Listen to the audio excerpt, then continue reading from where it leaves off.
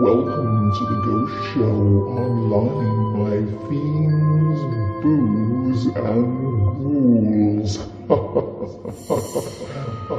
Your hosts, Seika Groves, Rachel Benter, and Ian Russell will discuss all things paranormal. Prepare to be afraid.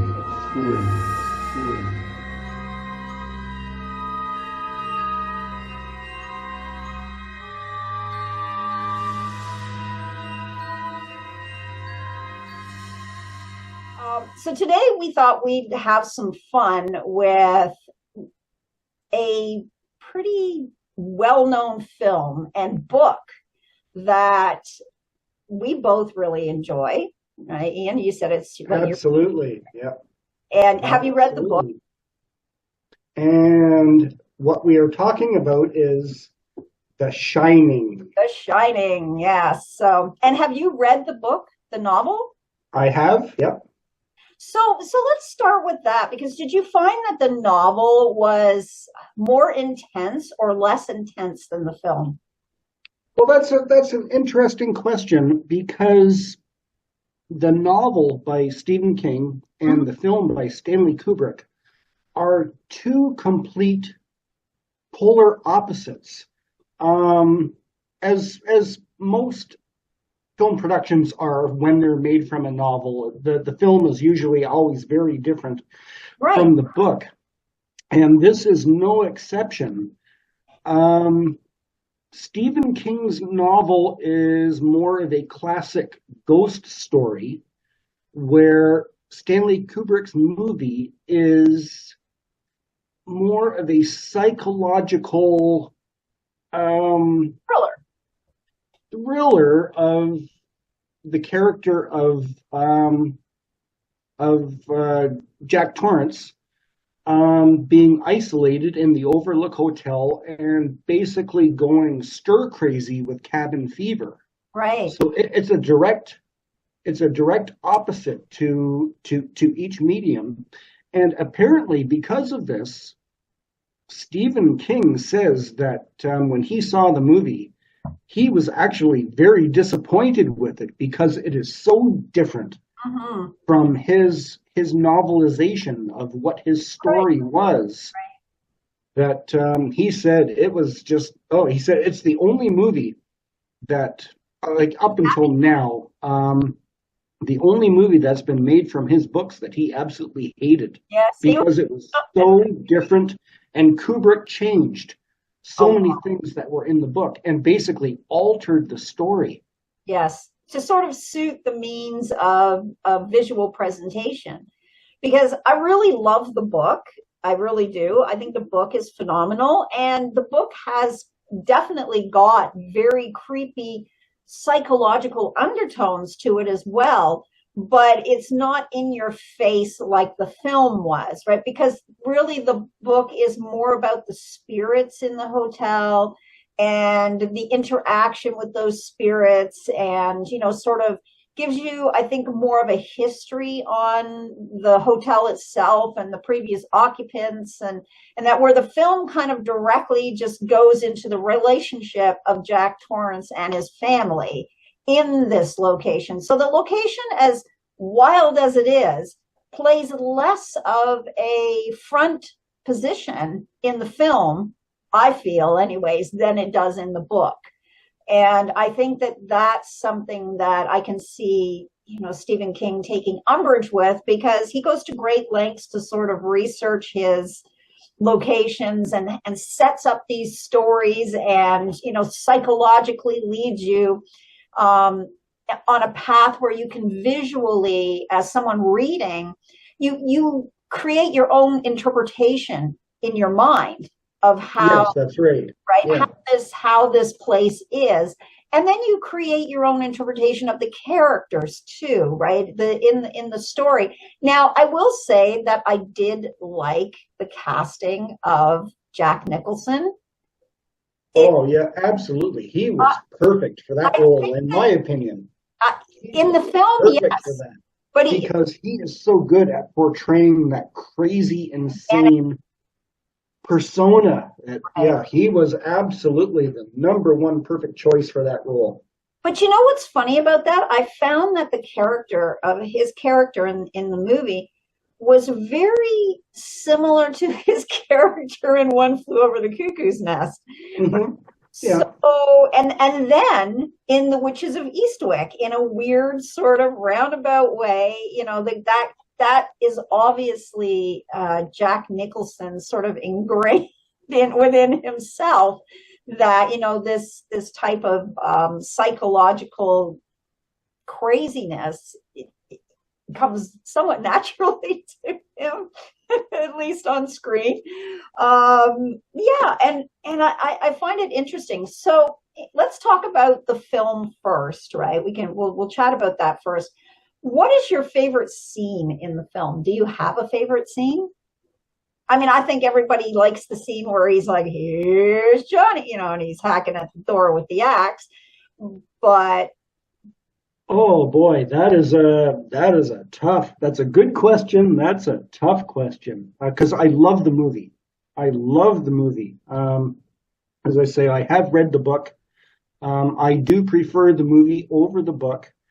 Um, oh boy, favorite scene. The scene that scared me the most was when little Danny Torrance is riding his trike through Trace the hallways the of the hallway. hotel, and he turns the corner, and there's those two girls Oh yeah, standing at the back end of the hallway. That's the scene that scared me the most in that whole movie. really. I don't know why, I find but that interesting. I yeah. think it's just because of the play, because the hallway, seems to continue forever and ever. And here he is riding his little, big wheel down the hall in this hotel that's completely empty other than them. And then, when he makes that corner, and then suddenly the twins are standing there, right? And That scene gave me nightmares. and that scene has contributed to many a Halloween costume over the years of people portraying the twins. But this is the other thing too with the film version, because the book version is really about the spirits. Like, you get to know quite a bit about the spirits in the hotel. And in the film, it's a little thin in the plot line of these spirits that we see.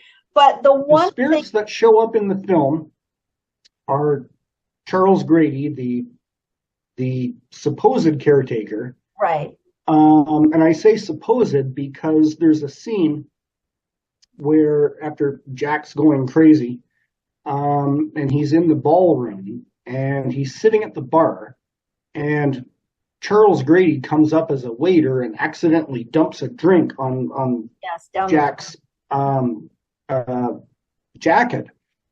And so he's like, "Oh, Mr. Torrance, I'm sorry. Let's go into the washroom and I'll clean that stain off for you." And the two of them get talking, and Jack Torrance recognizes Grady and he says, "Mr. Grady, you were the caretaker here, weren't you?" And Grady says, "No, Mr. Torrance, you are the caretaker. You have always been the caretaker." Right. So there's this ghost story kind of tied within it. And what's interesting too is the way that they really tie this in is that Wendy's character is not particularly proficient in understanding or accepting or seeing the spirits.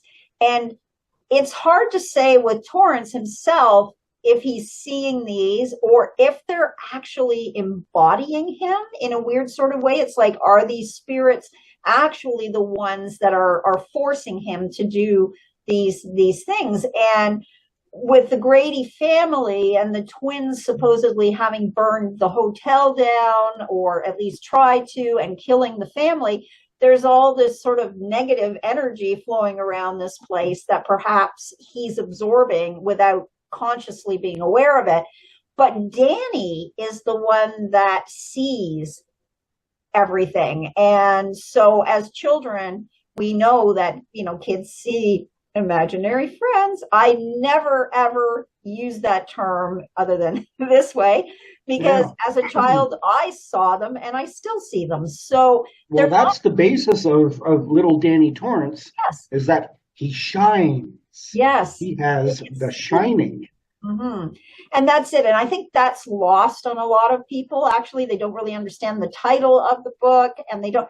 And in the film, it's lost a lot more because in the book, I think that we get a better dynamic between the characters, and we understand Danny further, and we understand that this is not the first time that this has happened with him and his family and his parents. They understand, that he has this perception, whether they're accepting of it or not. Even in the book, they seem less inclined to be, but Yeah, well, in the film, you've got several little tie-ins to that.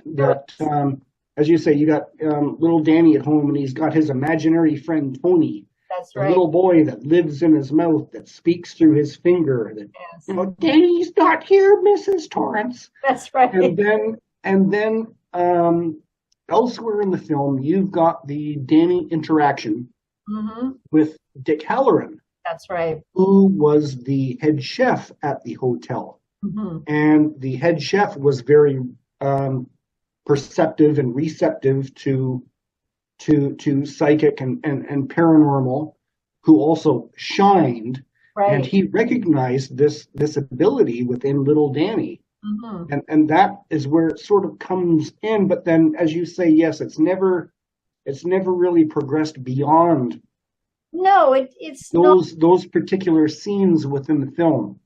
And I think that might be why Stephen King, and I'm not going to speak for Stephen King, but I'm just saying it could be why he wasn't happy with the direction of the film, because it had kind of gone away from The Shining of Danny and his abilities and the family sort of coming to terms with these things. And yet in the film, it's more of a, sort of fear factor, shock kind Yeah. of, there's a lot at play. I mean, even in the film, there's a lot of psychological, you know, I guess scares in there, right? Even though they're more geared to visual, there's still, there's still some psychological stuff at play. I mean, if you're Well, watching, that's what I like about the film, is that it's not your typical, Hollywood horror film like we have today, where there's all these jump scares, and it did play with your psychological mind as you're watching it, with the creepy shots, and maybe some of the creepy music that was in with it. It really was effective. there was some really good visuals in the film, like the hallway scene with Danny riding on his big wheel Mhm. down the hall, because that drag sort of you were kind of pulled with Danny, like you were on the back of his tricycle going down that hallway. And when you turn that corner and those girls are there, you really do get that. It's not so much of a jump scare, but it's that, what the heck, like I wasn't expecting that, right? And then the moment with the "Here's Johnny," I kind of felt like that, you were building up to that, right? That Mhm. moment, you were building up to it. But I think really And that was improvised. Jack Nicholson actually improvised that line. yeah, And when he did it, apparently Stanley Kubrick, being from England, didn't understand the reference. And he right. went, "What?" Mm. And so yeah, apparently that was a Jack Nicholson improvisation. Which was really quite brilliant on Jack Nicholson's part, because yes, American audiences would pick up on that, like North American audiences, because for those of us of a certain age, we grew up with Johnny Carson, and that was, the Right. intro. It's like, "Here's Johnny." And so throwing that in as that moment where he's, completely lost the plot, it was very impactful. But I really find that the film,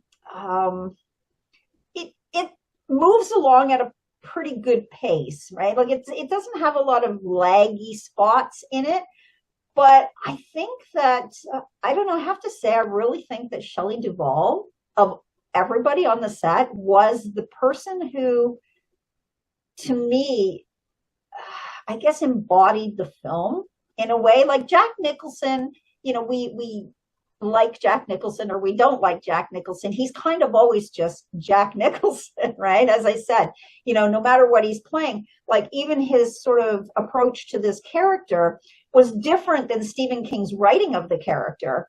And so it was typically something that we would expect from him as an actor, but it was still fun and weird and it had its quirks.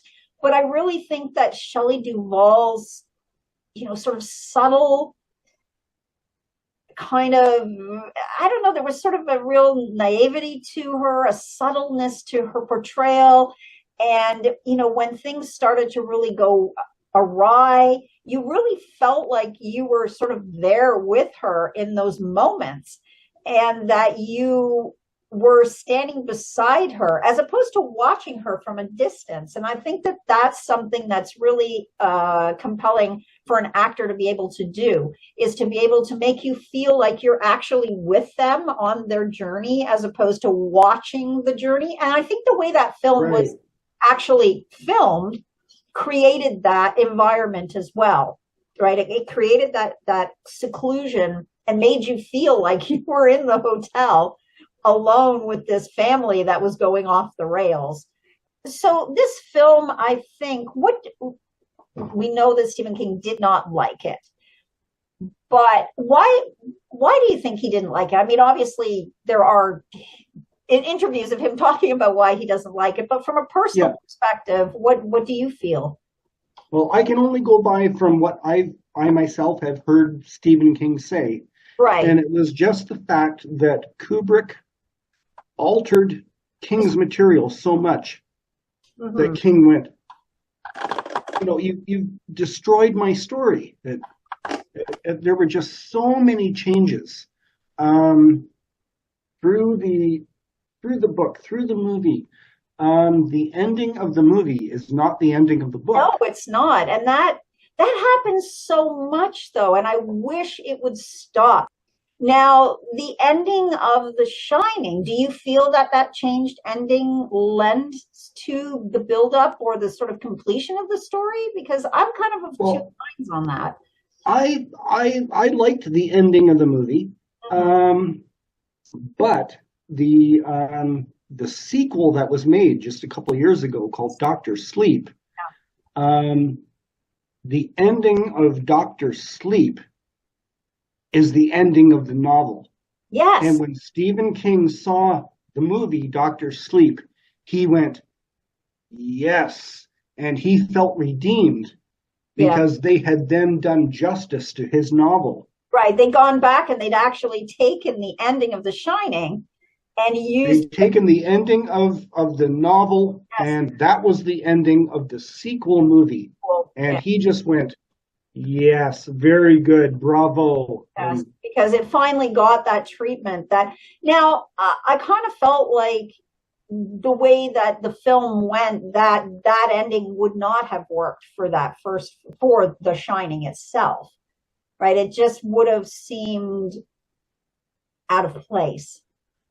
Because as Danny becomes an adult and we go and we see, sort of this whole process of Danny as an adult, it seemed to kind of work better on the ending of that film than I think it would have worked on the end of The Shining. I mean, I think finding, Jack frozen to death out in the maze, in the trees, and, them escaping in that giant snow machine and doing that was that was Kubrick. That was not Stephen King. Oh no, I know. The hedge maze does not exist in the novel. In the book. And I think it actually worked really well. It's my own personal opinion. I think it worked really well in the movie. Right. Where Jack freezes to death. And then you've got this bizarre final scene in the film where the camera's going through the ballroom out into the hallway, and it comes up slowly tracking in on this black and white photo from 1921 on July the 4th, when there was this big gala ball in the Overlook Hotel. And right front and center of this old photograph from 1921 is Jack Torrance. Yeah. So you've got this bizarre, again, alteration from the novel, where it could. And when I was in college in film school, there were a lot of classes that the instructors went, okay, now let's examine, look at the shot, look at the angle of the camera. What is the director trying to tell you? What is the hidden meaning? And I hated that. I absolutely hated those classes. Now it's He's no like, purpose. the director's not trying to tell me anything. He's trying to make a movie. He's trying to tell a story. There's no hidden meaning. But in The Shining, in this very end scene, you've got Jack Torrance in this black and white photo from 1921. And it's almost like you've got this that Jack has been absorbed into the hotel itself. Right. Going back to the Grady scene in the washroom when he's trying to scrub the stain off of Torrance's jacket and saying, Yes. "Oh no, Mr. Torrance, you have always been the caretaker here." That's right. And so it kind of links into that photograph, even if it is a little weird to understand. Although I think that was Kubrick's way of tying in some of those loose ends that, we see throughout the film that are different in the book, because the book doesn't have any loose ends, right? Like by the end of the story, it has no loose ends.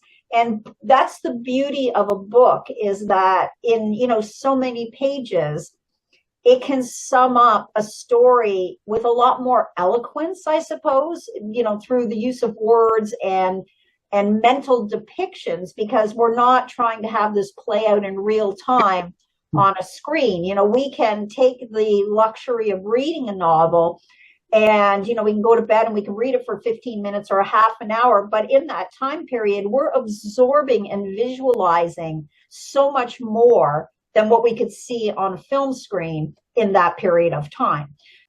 But, well, as I mentioned off the top, the book is a 100% ghost story. Yes, it is. Where the movie is more of a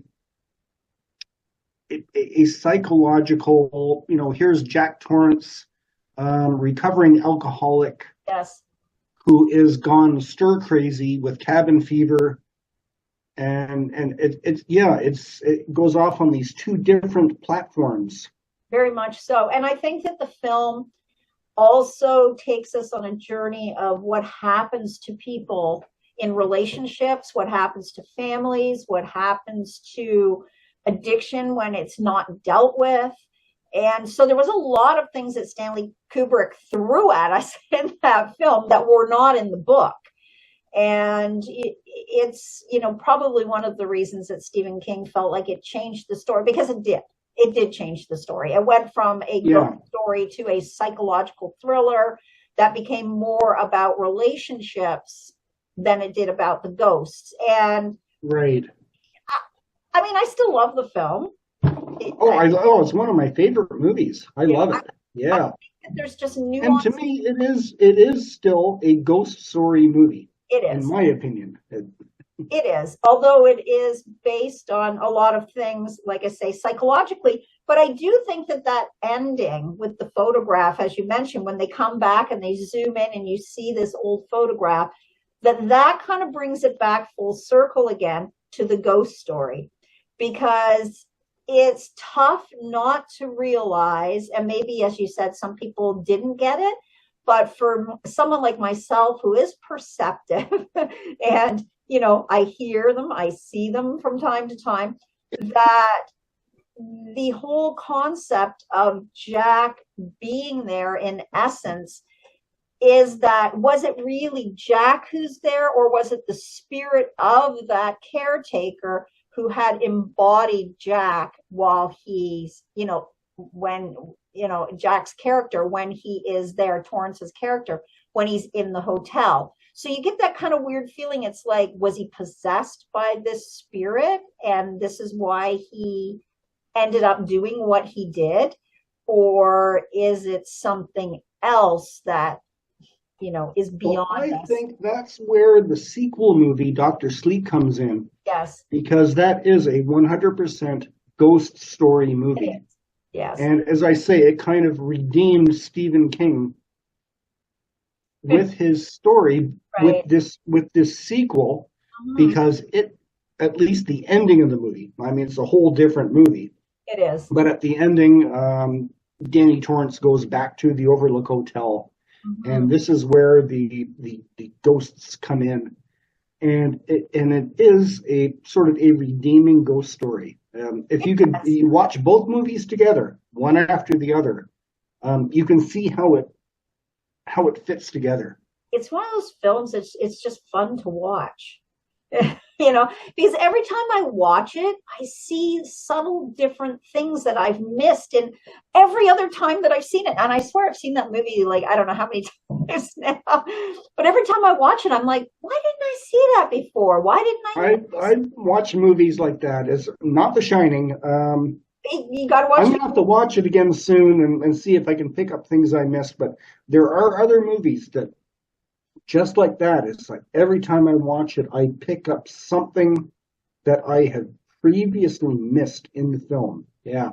And I do think with The Shining that when you watch it for the first time, you're just really intrigued by, Torrance and his character and everything. You do miss all the subtleties of, Shelley Duvall's character Wendy. You miss a lot of the small things and sort of, moments where she's realizing because he's very forward in the film. And so you do, but when you go back after you've kind of watched it that first time and you've gotten past all of the, those moments, and you go back and you start to watch it again, you will start to see these little nuances that the characters or the actors bring to the characters that were either intentional or perhaps just a product of the actual intensity that they went through filming that. But it's there and you can see it. And even in Danny's character, that you see there are some subtle sort of interplays with some of the spirits and that you don't necessarily pick up the first time. There's things like from the spirits more than from the child actor at the time, but the actors who were portraying the spirits, there's like subtle, sort of eye movements and facial expressions that give away a number of things as you move forward in the story. But if you're not looking for them, you will never see it the first time. Like I saw, 10 times later, and I'm still, finding little things that I see.